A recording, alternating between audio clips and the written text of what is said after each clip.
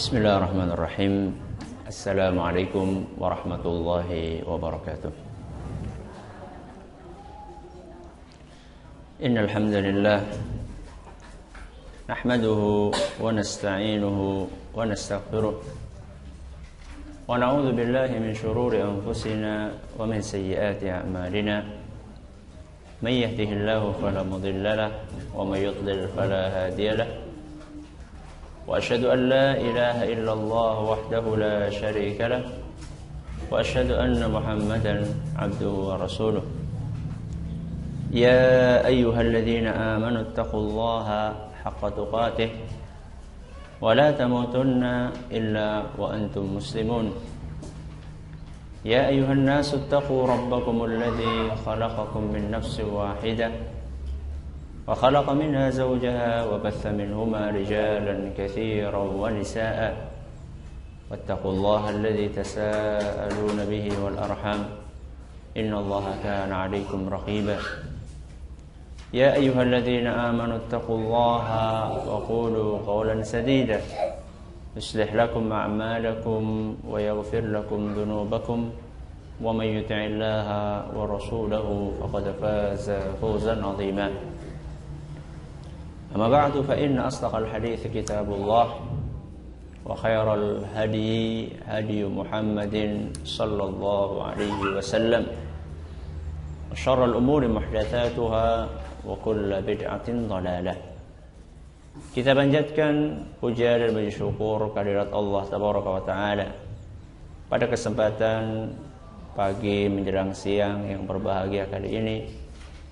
Kita masih kembali diberi kekuatan, kesehatan, hidayah serta taufik dari Allah Jalla wa'ala, sehingga kita bisa kembali menghadiri pengajian rutin Senin pagi di Pondok Pesantren Tunas Ilmu di Desa Kedungwuluh Purbalingga ini. Kita berharap semoga Allah Tabaraka wa Ta'ala berkenan untuk melimpahkan kepada kita semuanya ilmu yang bermanfaat, sehingga bisa kita amalkan sebagai bekal untuk menghadap kepada Allah Jalla wa'ala. Amin ya rabbal alamin. Salawat dan salam semoga senantiasa tercurahkan kepada junjungan kita Nabi besar Muhammad sallallahu alaihi wasallam, kepada para sahabatnya, keluarganya dan umatnya yang setia mengikuti tuntunannya hingga akhir nanti. Ibu-ibu sekalian kami hormati, dan juga segenap pendengar Radio Roja di Jakarta, di Bandung, di Lampung, dimanapun Anda berada, para pendengar Radio Muslim di Yogyakarta dan sekitarnya, serta para pemirsa Yufid TV dimanapun Anda berada. Sebelum kita memasuki materi pengajian kali ini, ada baiknya kita sedikit menyinggung tentang keberadaan kita pada hari-hari ini di 10 hari terakhir dari bulan Ramadan, di mana Allah Subhanahu wa Ta'ala masih memberikan karunia kepada kita bisa menjumpai 10 hari terakhir dari bulan Ramadan, di mana ini adalah salah satu waktu-waktu istimewa yang tidak setiap orang mendapatkan kesempatan untuk berjumpa dengannya, dan tidak pula orang yang berjumpa dengannya mendapatkan kesempatan untuk memanfaatkannya dengan baik. Ada orang-orang yang tidak sampai umurnya untuk bertemu dengan hari-hari ini. Ada pula orang-orang yang diberi umur oleh Allah bertemu dengan hari-hari ini, tapi dia tidak pandai untuk memanfaatkan dan mendulang pahala dari hari-hari yang istimewa ini. Kita tidak berharap termasuk salah satu di antara golongan tadi. Kita pengennya termasuk orang-orang yang mendapatkan karunia dari Allah Azza wa Jalla, bisa bertemu dengan hari-hari ini, sekaligus juga mendapatkan keistimewaan bisa memanfaatkan hari-hari ini dengan semaksimal mungkin. Diceritakan oleh Aisyah radhiyallahu anha, kana Rasulullah sallallahu alaihi wasallam idza dakhala al-ashra bahwasanya Rasulullah sallallahu alaihi wasallam kalau sudah masuk 10 hari terakhir bulan Ramadan, maka beliau ahya lailahu wa ayqadha ahlahu wa shadda mi'zarahu. Bahwasanya Nabi sallallahu alaihi wasallam kalau sudah masuk 10 hari terakhir bulan Ramadan, maka beliau akan mengencangkan ikat pinggangnya, kemudian beliau akan menghidupkan malamnya dan akan membangunkan keluarganya. 3 hal yang diceritakan oleh Aisyah radhiyallahu anha dalam hadis ini yang dilakukan oleh Rasul sallallahu alaihi wasallam supaya bisa mendapatkan malam Lailatul Qadar, suatu malam yang sangat istimewa. Lailatul Qadri khairun min alfi syahr, di mana malam ini lebih utama dari 1000 bulan. Maksudnya adalah seandainya kita termasuk orang-orang yang berhasil untuk meraih malam ini, maka ibadah yang satu malam ini nilainya lebih besar pahalanya dibandingkan orang yang beribadah selama 1000 bulan, alias 80-an tahun sekian. Jadi kalau misalnya kita berhasil mendapatkan satu malam ini dan kita sukses beribadah dengan baik di malam tersebut, lalu Allah Azza wa Jalla berkenan untuk menerima ibadah kita yang satu malam tadi, maka nilai pahalanya di sisi Allah itu lebih besar dibandingkan orang yang beribadah lebih dari 80 tahun. Maka Rasulullah sallallahu alaihi wasallam berusaha memanfaatkan malam-malam tadi semaksimal mungkin. Di antara cara beliau untuk mendapatkan malam tersebut, apa yang dituturkan oleh Aisyah radhiyallahu anha tadi, bahwa Nabi SAW kalau sudah masuk 10 hari terakhir, beliau itu syadda mi'zarahu, mengencangkan ikat pinggang. Sebagaimana ditafsirkan oleh sebagian tabi'in, maksud dari mengencangkan ikat pinggang adalah meninggalkan hubungan suami istri, alias tidak melakukan hubungan suami istri kalau sudah masuk 10 hari terakhir di bulan Ramadan. Bukannya tidak boleh, halal ya. Berhubungan suami istri pada malam-malam bulan Ramadan halal, sebagaimana yang Allah tegaskan dalam Al-Quran, uhilla lakum lailatas siyami rafathu ila nisaikum, dihalalkan bagi kalian untuk berhubungan suami istri di malam-malam Ramadan. Tapi Rasul SAW beliau punya target, punya cita-cita yang lebih tinggi dari itu. Apa? Beliau ingin mendapatkan malam Lailatul Qadar. Sedangkan melakukan hubungan suami istri itu akan menguras tenaga. Manakala seorang berhubungan suami istri, maka dia akan capek. Ketika dia capek, maka dia tidak maksimal untuk beribadah di malam itu. Makanya Nabi SAW meninggalkan sesuatu yang sebenarnya hukumnya itu boleh demi untuk mendapatkan pahala yang luar biasa besarnya.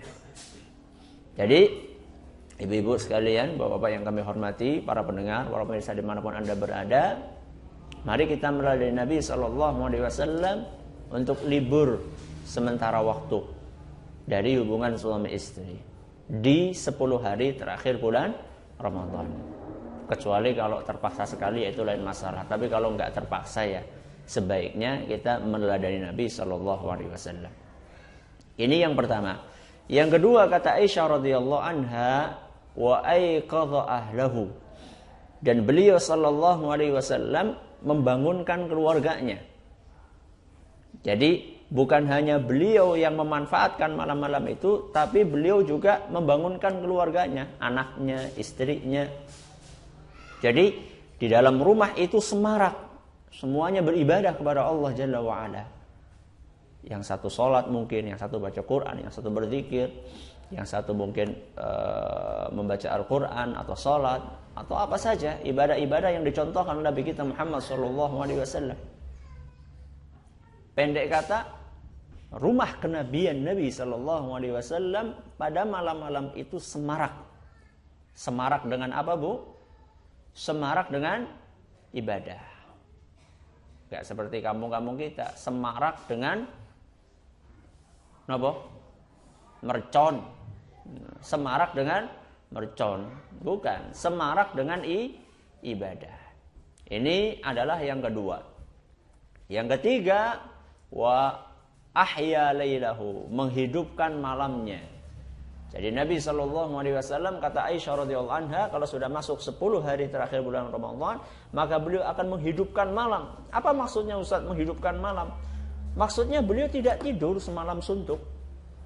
Mulai dari ba'da isya sampai masuk waktu subuh beliau enggak istirahat. Beliau menghabiskan malam itu untuk bermunajat, mendekatkan diri, bertaqarrub kepada Allah Jalla wa'ala. Dan ini berbeda ketika beliau memasuki hari-hari biasa di bulan Ramadan tanggal 1 sampai tanggal 20-an. Kalau tanggal 1 sampai tanggal 20-an beliau masih menggabungkan antara istirahat kemudian bangun ya. Tapi kalau sudah masuk 10 hari terakhir maka beliau memanfaatkan seluruh malamnya untuk bangun. Dan ini kalau kita mampu bagus. Kalau tidak mampu ya paling tidak kita tambahlah porsi kita untuk beribadah kepada Allah Subhanahu wa taala di malam-malam ini. Kalau misalnya hari biasanya panjenengan sholat taraweh sampai jam berapa, Bu, biasanya, Bu? Jam 8. Jam setengah 9. Masya Allah ya. Biasanya misalnya sampai jam setengah 9 misalnya. Maka untuk malam-malam ini misalnya ditambah, entah itu ditambah nanti di malam harinya atau di awal, entah itu nanti di akhir malamnya atau di awal malamnya. Misalnya mau ditambah di akhir, ya, misalnya mau ditambah di akhirnya misalnya. Maka saat itu sampai selesai jam setengah 9, segera istirahat. Segera istirahat. Setelah istirahat, misalnya nanti biasanya bangun untuk sahur jam 3 misalnya, atau jam 4 untuk makan sahur. Maka untuk malam-malam 10 hari terakhir ini ditambah misalnya jam 2 misalnya, atau jam berapa? Jam 1 misalnya. Sehingga kita bisa memanfaatkan malam-malam ini dengan beribadah semaksimal mungkin. Apa Ustaz ibadah yang bisa dilakukan? Ya apa saja, yang penting ibadah yang ada tuntunannya dari Nabi SAW. Bisa melanjutkan sholat, tidak apa-apa menurut pendapat banyak ulama. Ya. Kalau orang sudah sholat taraweh, Ustaz 11 rakaat, apakah boleh menambah lebih dari itu di malam harinya? Menurut mayoritas ulama, taraweh atau sholat malam itu tidak terbatas 11 rakaat. Inilah pendapat jumhur atau mayoritas ulama. Jadi kalau mau ditambah tidak apa-apa. Misalnya walaupun sudah witir Ustaz, walaupun sudah witir tidak apa-apa. Karena dalam sebuah hadis yang hasan atau sahih diceritakan bahwa Nabi SAW pernah sholat lagi setelah beliau sholat witir. Ya. Cuman nantinya tidak perlu ditutup dengan witir lagi, karena Rasulullah SAW menjelaskan la witrani fi lailah, tidak boleh sholat witir 2 kali dalam satu malam, karena witir itu kan artinya apa, Bu? Ganjil. Kalau ganjil tambah ganjil jadinya apa? Genep, nggak ganjil lagi nanti. Makanya cukup witirnya sekali saja di akhir ketika sama imam misalnya taraweh witir. Nanti kalau malam bangun lagi sholat malam ya tidak apa-apa insyaallah tanpa ditutup dengan witir. Atau kalau misalnya enggak lah Ustaz, saya pengen cuma 11 rakaat saja, silakan membaca Al-Quran misalnya. Ya duduk membaca Al-Quran. Ngantuk Ustaz kalau membaca Al-Quran duduk itu. Ya terserah apa kayak ya. Misalnya zikir atau berdoa. Yang jelas ibadah-ibadah yang dicontohkan oleh agama kita. Kalau ngantuk ya apa wudu, atau jalan-jalan sebentar, atau minum apa yang bikin enggak ngantuk. Yang jelas bagaimana supaya kita itu bisa memanfaatkan malam-malam itu dan saling mengingatkan. Kadang-kadang kantuk itu memang sulit untuk ditahan, ngantuk itu. Namanya ngantuk itu sulit ditahan. Nah, sekarang ketika kita berhadapan seperti itu, maka saling mengingatkan antara suami dengan istri, dengan anak-anak, saling mengingatkan. Ya, sehingga terbangunlah apa yang dicontohkan oleh Nabi kita Muhammad SAW, menyemarakkan malam-malam 10 hari terakhir dengan beribadah kepada Allah Subhanahu wa taala. Semoga kita pada tahun ini mendapatkan karunia dari Allah, bisa mendapatkan malam Lailatul Qadar. Allahumma amin. Kemudian judul pengajian kita pada kesempatan kali ini melanjutkan pembahasan tentang silsilah fikih pendidikan anak nomor 12. Silsilah fikih pendidikan anak nomor 12 atau nomor 13 ya. Kayaknya nomor 13 ini. Ya. Yang masih membahas tentang karakter pendidik yang sukses. Di mana kita sudah membahas pada beberapa pertemuan yang telah lampau beberapa karakter pendidik yang sukses, orang tua yang sukses. Dan kita sudah membahas karakter yang pertama dan yang kedua. Yang pertama adalah orang tua harus punya ilmu terutama tentang pendidikan anak. Kemudian yang kedua, orang tua harus ikhlas karakternya. Dan ini sudah kita bahas pada 2 pertemuan yang telah lalu. Pada kesempatan kali ini kita akan membahas karakter yang ketiga di antara karakter pendidik yang sukses. Apa itu? Kesolehan diri. Atau dengan kata lain, orang tua yang sukses adalah orang tua yang soleh dan solehah. Saya akan memulai dengan kisah Nabi Khidir alaihissalam ketika berpetualang dengan Nabi Musa alaihissalam. Diceritakan bahwasannya Nabi Khidir melakukan perjalanan dengan Nabi Musa keliling ke beberapa tempat. Dan Nabi Musa dipeseni oleh Nabi Khidir supaya tidak bertanya tentang apa yang dilakukan oleh Nabi siapa? Nabi Khidir. Pokoknya Nabi Musa dipeseni sama Nabi Khidir, pokoknya kamu tidak boleh tanya macam-macam. Apa yang saya lakukan, kamu diam saja, nanti akan saya jelaskan. Ternyata Nabi Musa ini tidak tahan, ya, tidak tahan ketika Nabi Khidir melakukan anu selalu bertanya. Padahal sudah dijanjikan kalau kamu bertanya, sudah diwanti-wanti kalau kamu banyak bertanya sudah, nggak usah ikut saya lagi. Di antara kejadian yang Nabi Musa itu nggak bisa menahan diri untuk tidak bertanya adalah ketika mereka berdua memasuki sebuah kampung yang orang-orangnya itu pelit.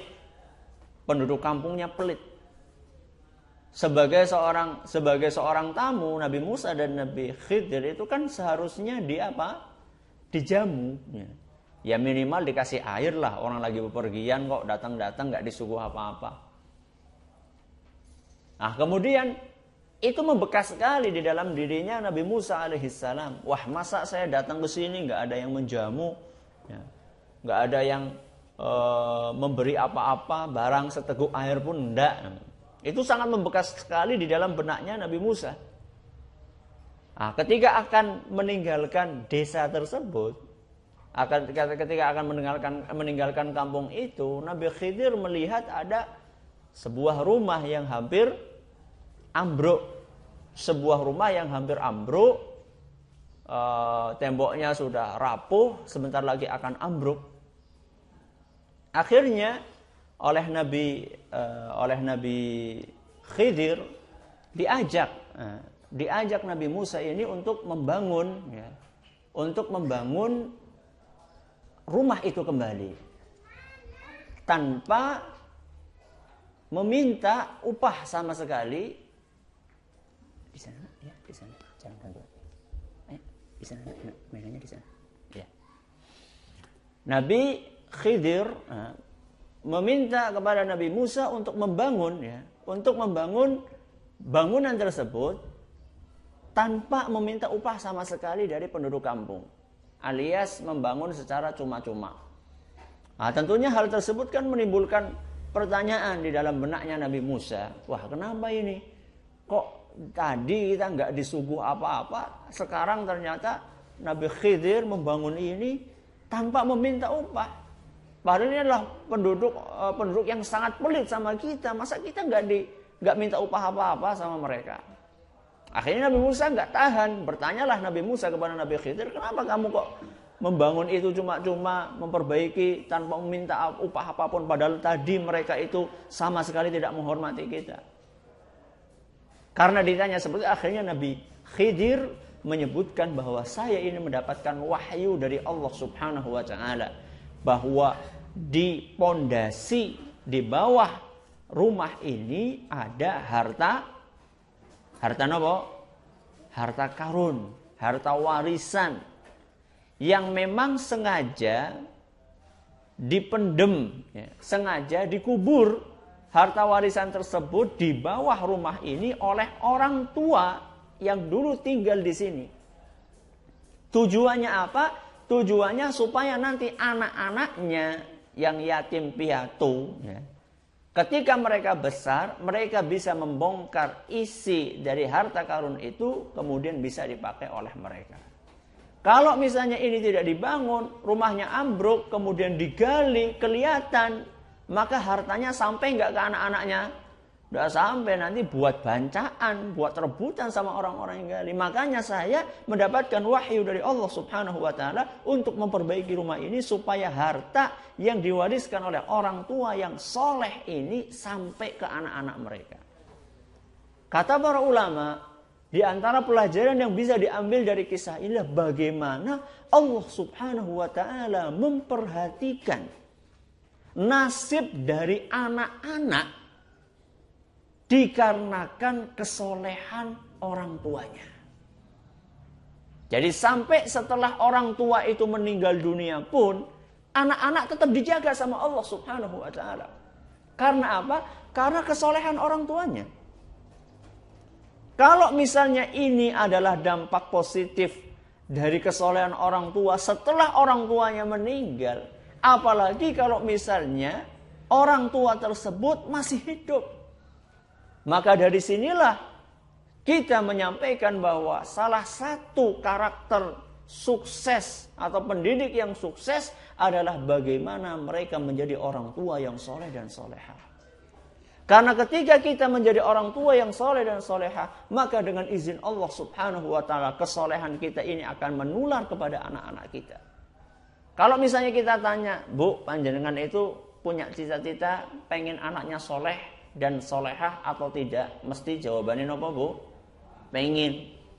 Ya, jangankan yang ngaji di sini, yang tidak ngaji pun, bahkan yang tidak sholat pun, yang setiap hari mencuri, membunuh, kalau ditanya sama mereka, orang-orang yang di penjara-penjara tadi itu, mereka kalau ditanya, jenengan kayak gitu sih sebenarnya cita-citanya jenengan, anak jenengan pengen jadi apa?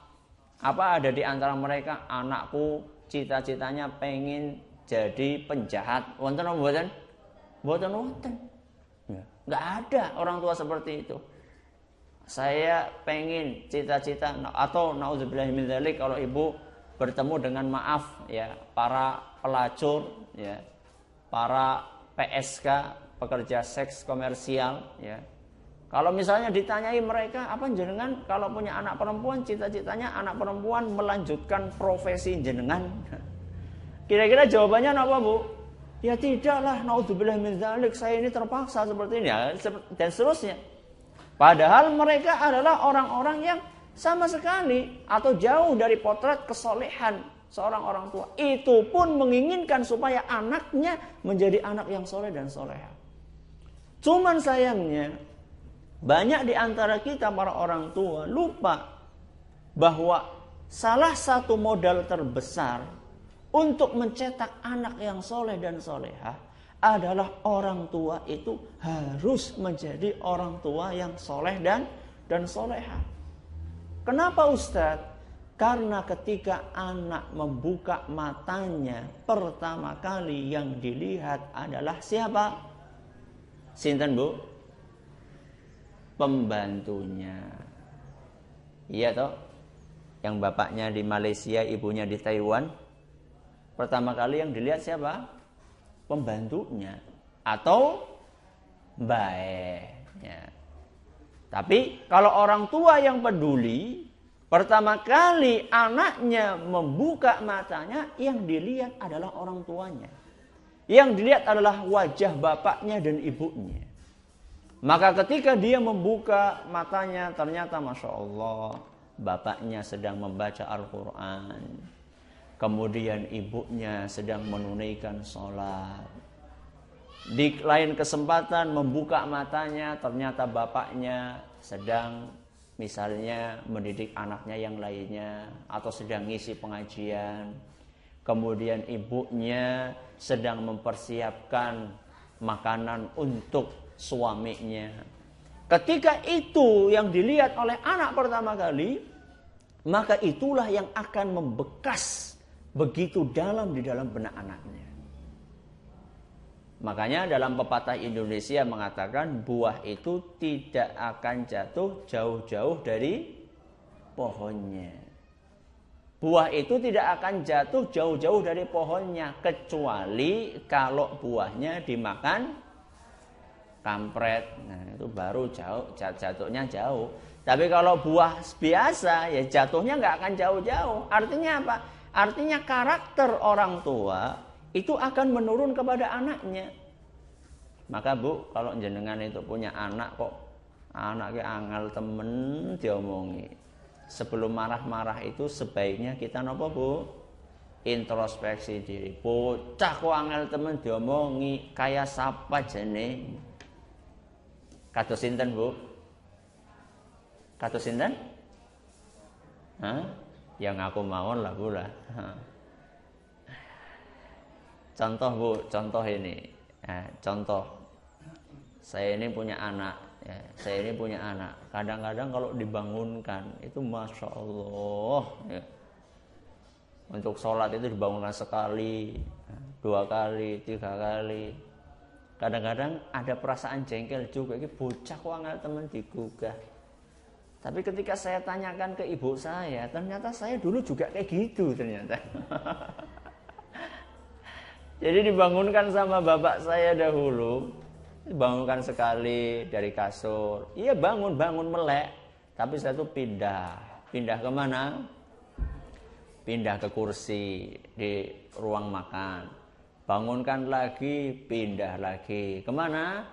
Ke dapur sambil dodok, ngantuk lagi di situ. Bangunkan lagi sampai depan pintu kamar mandi, masih nopo? Masih ngantuk lagi. Oh, jebule nurun marang anakku ternyata. Ini saya sampaikan bukan dalam rangka ya wis lah pancen kaya ramane ya wis kayak kue baik, bukan. Tapi ini saya sampaikan supaya kita ini lebih bersabar lagi di dalam mendidik anak kita. Bahwa anak-anak kita adalah darah daging kita gitu. Jadi jangan sampai kita hanya berpikir bahwa yang menurun kepada anak itu cuma postur tubuhnya saja. Cuma warna kulitnya saja. Cuma bentuk rambutnya saja.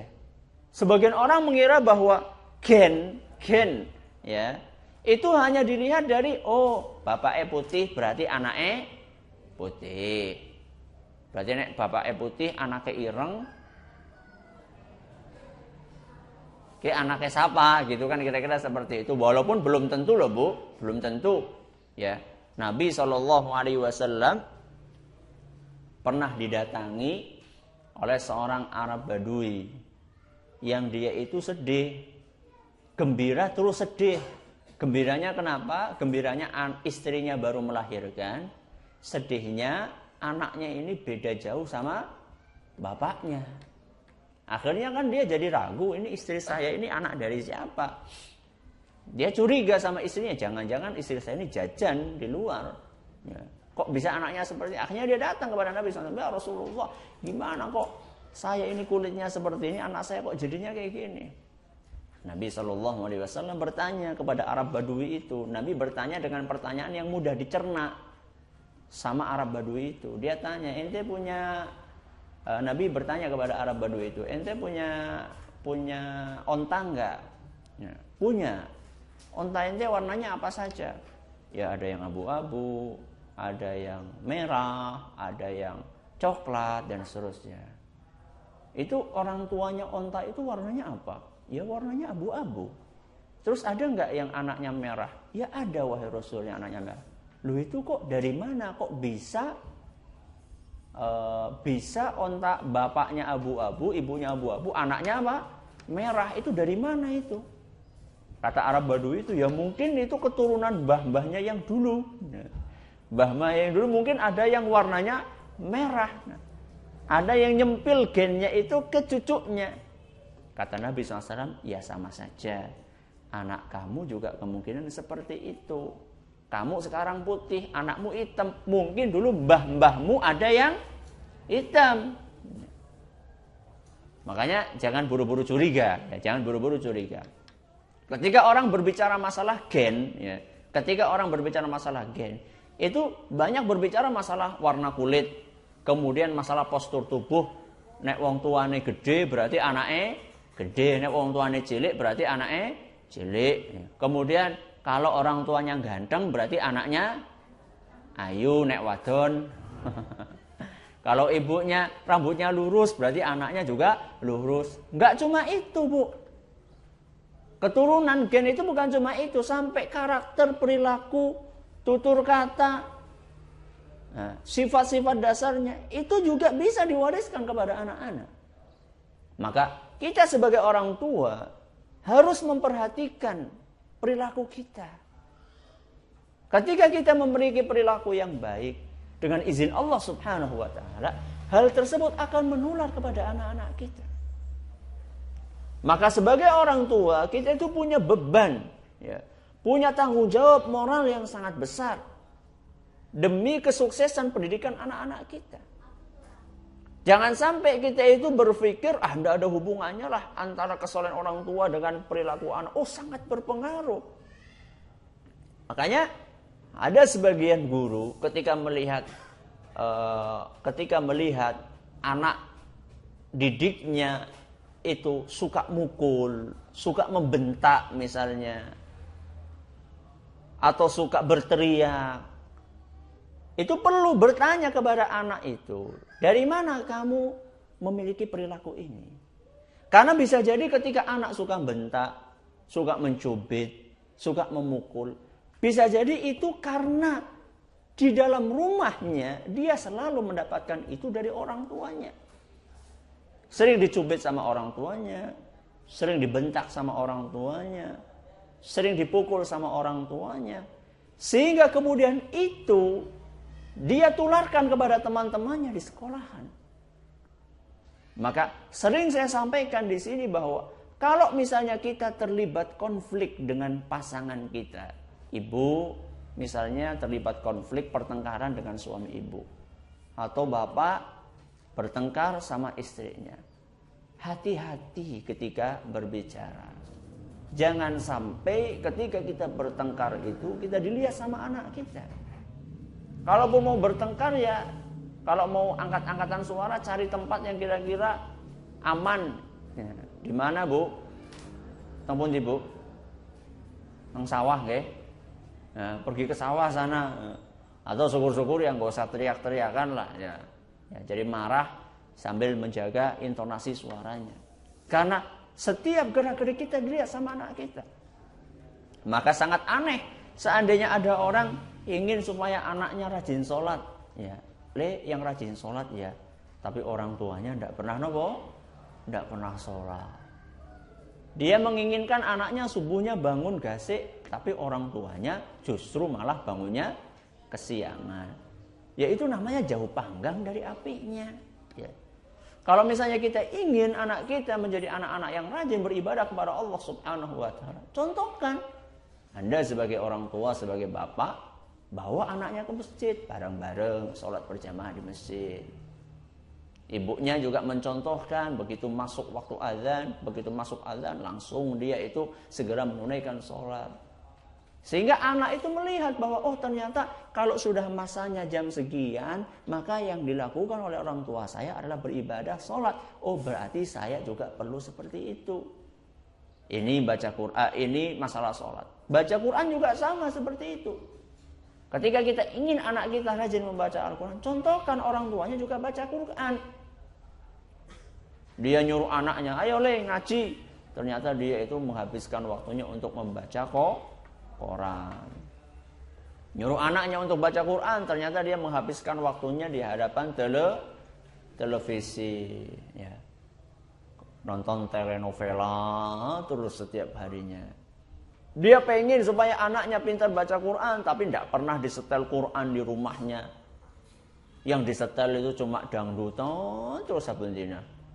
Makanya yang dihafal oleh anak itu bukan surat Al-Fatihah, tapi yang dihafalkan oleh anak itu tak gendong kemana-mana. Karena itulah yang disetel di rumahnya. Gak pernah disetelkan pengajian, gak pernah disetelkan Al-Quran. Ya. Sehingga yang terekam di dalam benak anak adalah apa yang dia dengar. Maka ini harus kita perhatikan baik-baik. Termasuk ketika kita ingin supaya anak kita jujur, kita juga harus mencontohkan kejujuran di dalam rumah kita. Banyak di antara orang tua, maaf, ingin anaknya jujur, tapi orang tuanya malah ngajari anaknya supaya bohong. Contoh, bapak pulang kantor jam 1:30 misalnya, pengen istirahat. Supaya tidak terganggu istirahatnya, karena kadang-kadang ada tamu, maka dia pesan sama anaknya, Le, nanti kalau ada tamu bilang ya bapak nggak ada. Ini bohong nggak bu? Bohong. Ya. Nah, anak disuruh kayak gitu. Akhirnya apa? Akhirnya ketika ada tamu, di mana bapakmu? Iya, tadi bapak lagi tidur, sebelum tidur katanya bilang kalau misalnya ada tamu, bilang sama tamunya bahwa bapak itu tidak ada. Akhirnya terbongkar apanya? Kebohongannya. Loh, pengen anaknya jujur, tapi ternyata orang tuanya malah menyuruh anaknya supaya tidak jujur. Maka ini harus kita perhatikan baik-baik. Ya. Kita sebagai orang tua tertuntut untuk senantiasa berusaha memperbaiki diri kita. Nggak ada manusia yang sempurna. Nggak ada manusia yang sempurna. Kita memiliki banyak kekurangan. Tapi kita berusaha untuk terus meningkatkan diri kita. Tutur kata kita, perilaku kita. Kemudian juga nanti kita akan bahas doa kita. Memang membutuhkan waktu yang tidak sebentar. Membiasakan anak untuk jujur. Membiasakan anak untuk bertutur kata dengan tutur kata yang baik. Membiasakan anak untuk rajin beribadah, membiasakan anak untuk pintar atau rajin membaca. Contohkan, nak kamu kok nggak baca nak? Loh, orang tuanya juga nggak pernah baca. Ya. Bagaimana anak itu akan mau membaca, sedangkan orang tuanya itu nggak pernah mencontohkan untuk membaca. Juga nggak pernah disediakan di rumahnya fasilitas untuk membaca. Yang disediakan di rumahnya cuma PS tok. Nah, dia pengen anaknya rajin membaca, tapi nggak pernah disediakan buku-buku yang menarik buat anak-anaknya untuk dibaca. Yang disediakan justru hal-hal yang bisa menghalangi anak untuk membaca. Maka ini harus diperhatikan oleh para orang tua, bahwa di antara karakter pendidik sukses adalah harus ada kesolehan dari orang tuanya. Sampai di sini pengajian kita pada kesempatan kali ini. Sebelum saya buka pintu pertanyaan, bahwa pengajian kita minggu depan itu diliburkan terlebih dahulu karena persiapan untuk Idul Fitri. Kemudian nanti kita akan masuk lagi di Senin berikutnya. Jadi cuma libur satu Senin saja. Nanti kita masuk Senin berikutnya. Silakan dari pendengar Radio Roja.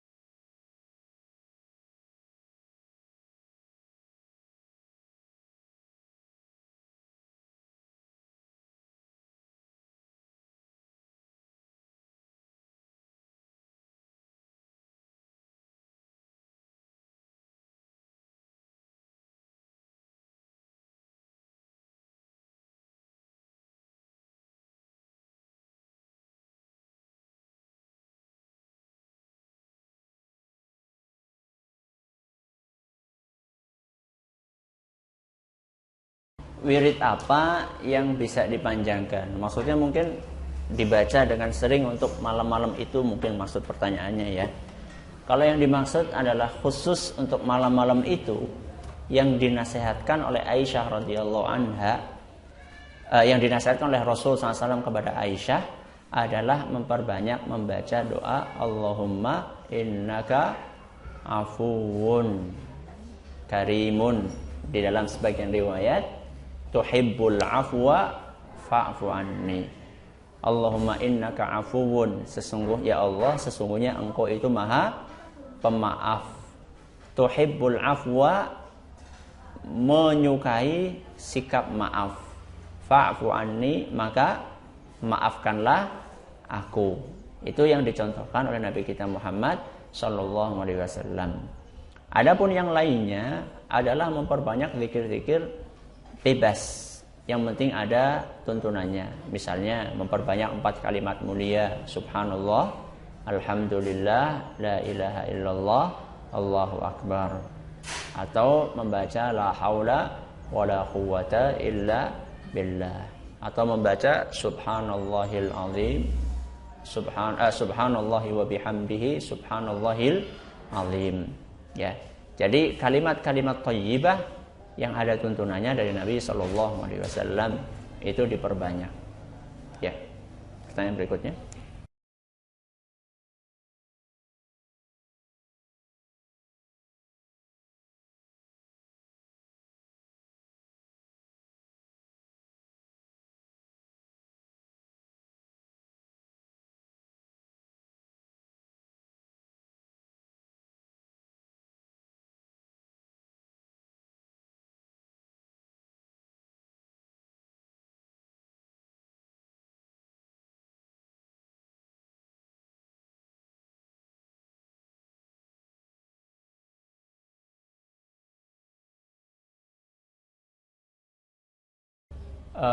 Orang yang sakit keras dan diprediksikan oleh dokter yang terpercaya bahwa sakitnya tersebut sulit untuk sembuh, ya, maka dia tidak diwajibkan untuk berpuasa.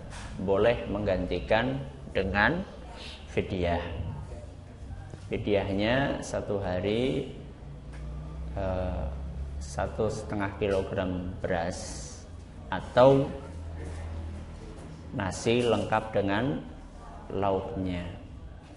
Itu kalau misalnya diprediksikan sulit sembuhnya. Tapi kalau misalnya kata dokter yang terpercaya ini sakit insya Allah akan sembuh, cuman untuk saat ini memang parah, maka saat itu dia nggak berpuasa nggak apa-apa. Cuman dia punya kewajiban ketika sehatnya nanti, punya kewajiban untuk apa? Untuk membayar hutang, puasanya. Ya. Jadi pendengar. Ya, satu lagi. Ya, silakan. Ya, silakan Bapak Abdul Rahim di Bekasi. Misalnya. Ada 2 pertanyaan dulu ya. Satu lagi. Gini, pada istri saya meninggal kira-kira 10 hari menjelang Ramadan. Nah, itu nanti di akhir Ramadan ada zakat fitrah ya, Ustaz ya? Iya. Itu termasuk di dalamnya dihitung nggak, Pak Ustaz? Iya. Itu saja, Bapak. Ya. Assalamualaikum. Assalamualaikum. Kalau orang sudah meninggal ya setahu saya tidak. Ya. Orang sudah meninggal setahu saya tidak harus dizakati fitrah atau zakat fitri. Tapi kalau misalnya Anda pengen bersedekah atas nama istri itu tidak apa-apa. Dalam hadis riwayat Bukhari ada dalil yang menunjukkan hal tersebut. Ya, dari pendengar radio Muslim, silakan.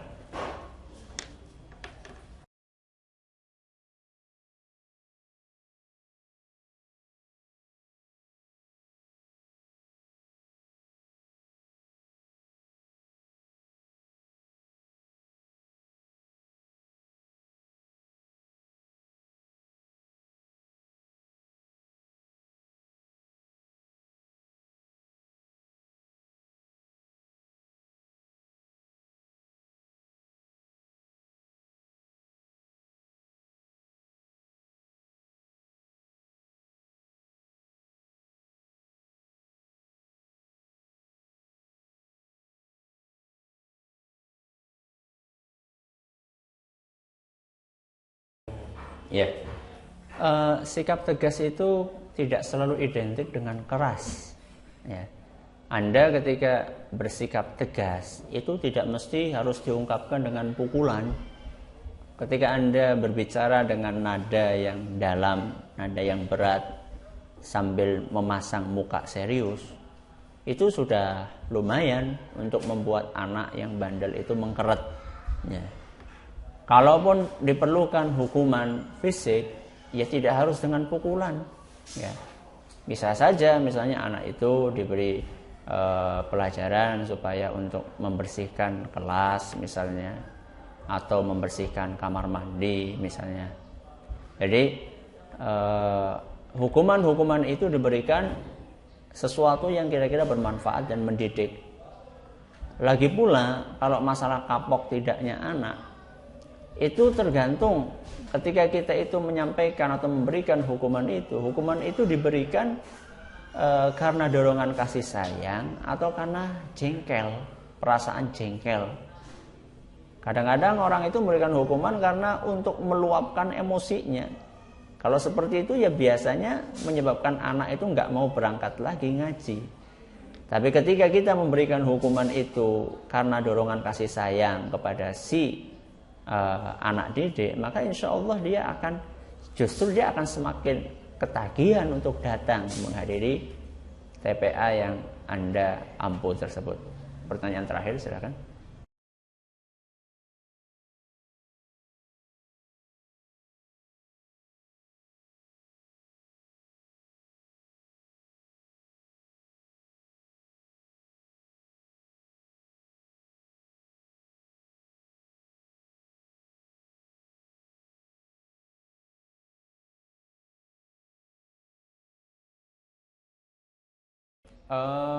Marah yang bisa ditolerir dalam perkara duniawi itu adalah 3 hari.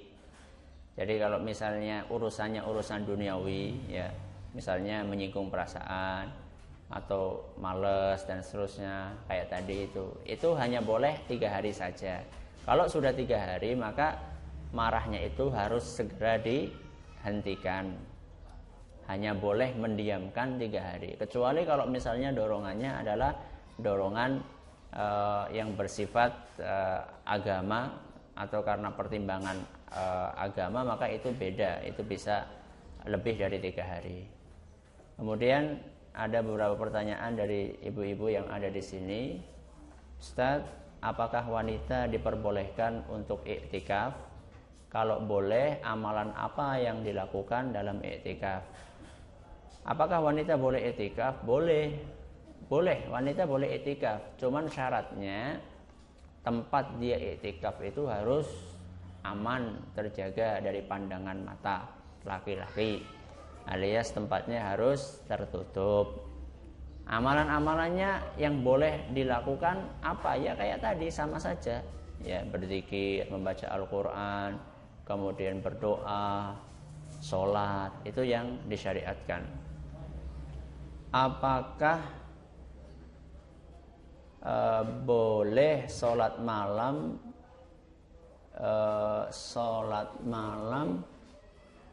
di malam Lailatul Qadar untuk wanita itu baik dilaksanakan di rumah, tidak di masjid? Ya boleh-boleh saja, ya.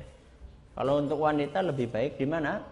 Di rumah, lebih baik di rumah. Kalau mau ke masjid tidak apa-apa. Mohon dijelaskan tentang pembacaan surat apa ini? Hah? Surat Kulhu. Oh, surat kunut. Nah, doa kunut pada sholat taraweh yang pelaksanaannya setelah witir. Hadisnya apa? Sahih. Ya. Dan setahu saya yang namanya kunut di salat witir itu bukan cuma di bulan Ramadan saja.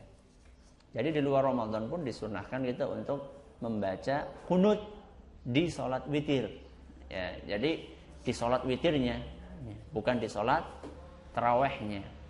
Cuman ketika itu akan dipraktekkan perlu adanya sosialisasi kepada masyarakat. Karena kadang-kadang orang, loh, orang subuhan jadi kunut. Nah, itu kan kadang karena nggak paham. Padahal sebenarnya witir itu justru hadisnya lebih kuat. Kunut di sholat witir itu hadisnya lebih kuat daripada kunut di sholat subuh. Ya. Maka disunahkan, ya, disunahkan. Cuman sebelumnya perlu ada sosialisasi kepada jamaah supaya tidak membingungkan. Apakah wanita haid nifas dapat memperoleh Lailatul Qadar? Bagaimana dengan orang yang tertidur? Nah, kalau orang yang wanita haid dan nifas bisa dapat, kan dia masih bisa zikir, ya. Kemudian juga kalau baca Quran menurut sebagian ulama asal tidak megang apa? Al-Quran itu boleh, ya, itu boleh. Dan bagaimana orang yang tertidur? Ya, kalau tertidur ya wallahu a'lam itu. Makanya usahakan bagaimana caranya, pakai beker atau pakai apa? Itu yang bisa saya sampaikan. Wallahu taala a'la wa a'lam. Ya. Sekalian pengumuman bahwa nanti pengajiannya insyaallah dimulai lagi hari Senin tanggal 26 Agustus. Hah? 26 kan? Kok 26? Sebentar, saya lihat tanggalannya dulu biar enggak. Hah? Sebentar. Ini sekarang tanggal 29. Berarti Senin berikutnya tanggal 5. Oh iya, tanggal 12, betul. Ya. Insyaallah pengajiannya tanggal 12 Agustus insyaallah. Wallahu taala a'la wa a'lam. Subhanakallahumma wa bihamdika asyhadu an la ilaha illa anta astaghfiruka wa atubu ilaik. Assalamualaikum warahmatullahi wabarakatuh.